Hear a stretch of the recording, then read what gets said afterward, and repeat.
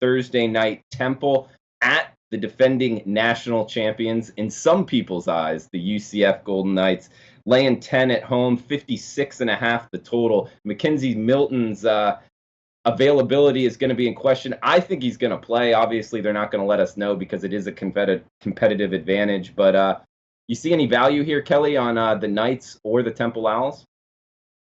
I was looking at this one. I kept going back and forth. Temple is 6-2 against the spread, and then they've been doing well this season. UCF kind of got a scare a couple of weeks ago, as you remember. I'm not sure how they ended up squeaking that one out. I just saw the box score. But this is a tough one. This is going to be a really good game. I think the line is definitely a couple of smidges, a little bit too high. I think it should probably be closer. Let's call it 9.5 instead of 10.5. And I think all we're going to keep seeing is UCF money pouring in. This is just one of those games where I don't think a lot of people are paying attention to the Temple Owls, and a lot of people are paying attention to UCF. They've been paying attention for a couple of years now. So I think this is going to be kind of one of those public sharp kind of games. I think the sharp guys will probably be on Temple, and the game will probably land somewhere around 7, I'm guessing.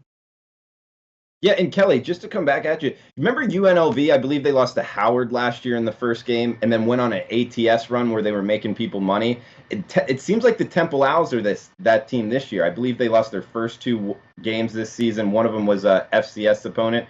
And then I believe they've now covered 6 straight. So you would continue to ride them here, huh?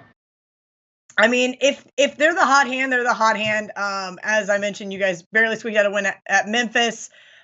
Did get it covered, though, last week at East Carolina. That's just one of those things where I think we see that maybe UCF isn't quite invincible. Maybe they aren't quite national championship caliber team. All right. And Big Man, you think doubles with Temple is the way to go as well? I'm going to sure root for Temple. I would love to see them knock off this delusional group of imbeciles down in Orlando.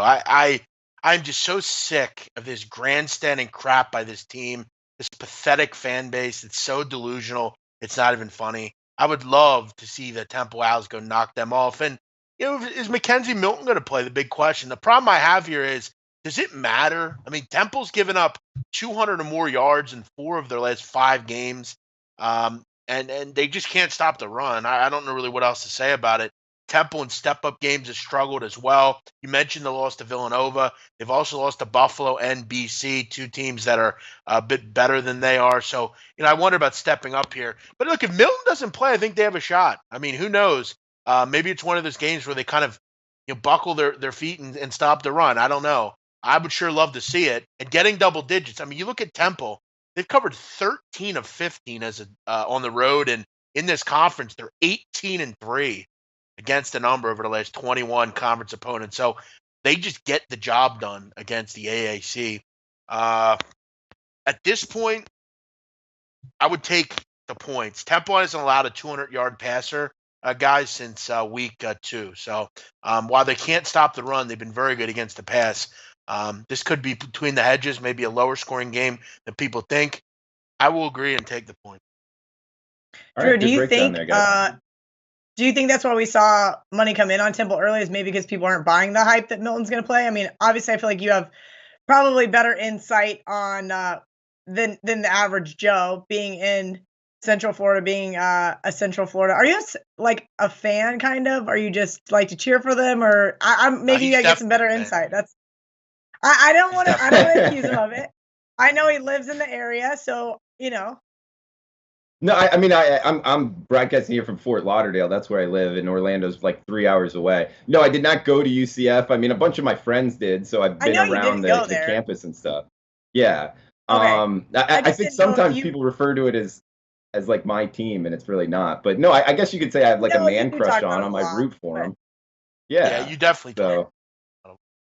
I just was curious because, like, when people ask, I feel like I get better insight about Kansas State than a lot of other people. So, you know what I mean? If it is kind of your team and you are hearing more, something else, if this quarterback is that good compared to his backup, he might be worth 3-4 points, which we don't usually get to see in the bigger conferences, but in the smaller ones, it definitely makes a difference. So that's why I was curious if maybe that's why we saw this from the opening number of 12 down to 10.5. Yeah, I mean, also, I go ahead. Go ahead, Drew. No, finish up. Go ahead. I was just gonna say, I don't know if you watched the game against ECU, but McKenzie Milton was dressed out on the sidelines, head in the game, helmet on at times. I've heard from people that are, I guess you could say, close to the program. I hate using that term, but that if they were actually in trouble in the second half, he would have came out and played against ECU in the second half. They actually sat him just precautionary. It was a coach's game time decision to kind of get him healthier down the stretch. So, yeah, I actually do believe he'll play. Big man, you go ahead, man. Yeah, no, I just wanted to further discuss, like, the laughable fact that this team is ranked in the top 10. I mean, when will this end? This is pathetic. They should not be in the top 10. Stop with this stupid, delusional talk. Just because they have some idiot athletic director that constantly throws out this political correctness crap, move on. This team's not a top 10 team. They shouldn't be in the playoff over a team like Kentucky or someone like that. Stop with this crap. Who cares if they're undefeated? They don't play anybody. We didn't see the ECU game, Drew, because no one gives a hairy ass all about UCF and ECU. That's why. No one cares. If you want to be talked about like a top-tier program, get out of the shit conference you're in and go be in a real conference.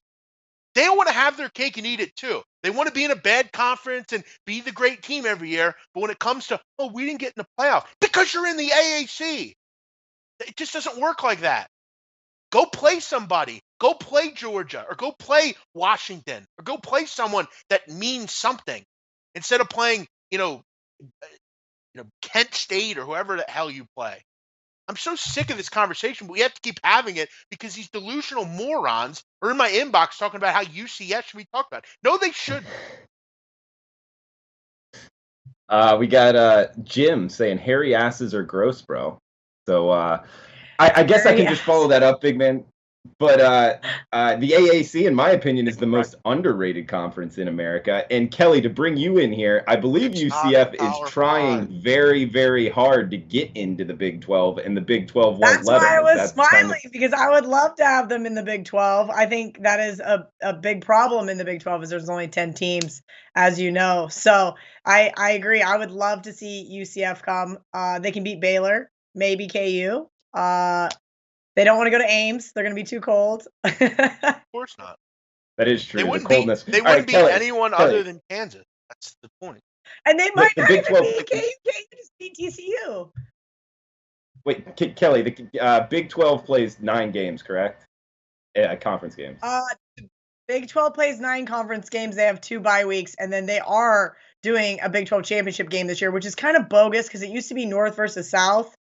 And now it's going to basically be Oklahoma versus Texas, which is really dumb, which is why we need to go back to 12 teams immediately, because I don't care about Oklahoma or Texas.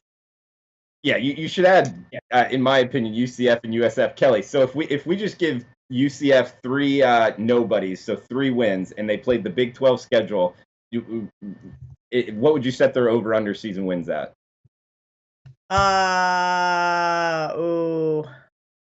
Well, I will say this. If they're in the Big 12, they're probably going to be playing better non-conference games. Maybe. It depends. And if in doing so, I think they can win 2 or 3 Big 12 games. I think they could beat Baylor. I think they could beat KU at home.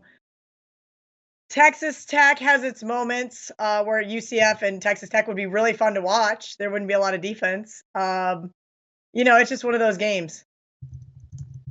And Big Man, do you have any quick thoughts on that? How many games do you think they'd win? Yeah, I think they'd probably be like 3, maybe, something like that. I think they'd beat Kansas. I mean, this season they'd probably beat Kansas State. TCU's pretty bad at this point, but yeah, I mean, I don't think they'd beat Oak State. I don't think they'd beat.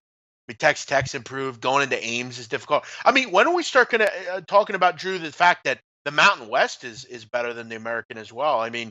We don't want to ever want to talk about that though, because it's West Coast bias. Also, Drew, because we have time and there's not a big problem here. When are we going to start giving Gardner Minshew a Heisman conversation? Seriously, because he plays on the West Coast. Is that why?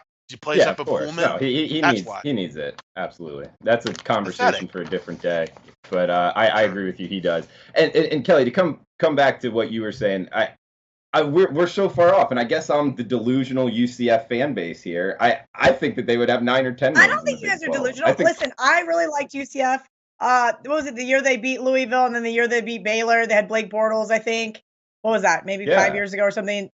They have some really, really good teams. The problem is you're gonna get guys like Kelly, Jeff. I'm in the middle. But then they went 0-12 the year after. So remember that one too. Remember Georgia O'Leary? Yeah, they didn't win a game that year. Remember that one, Drew? Yeah. I know you remember that.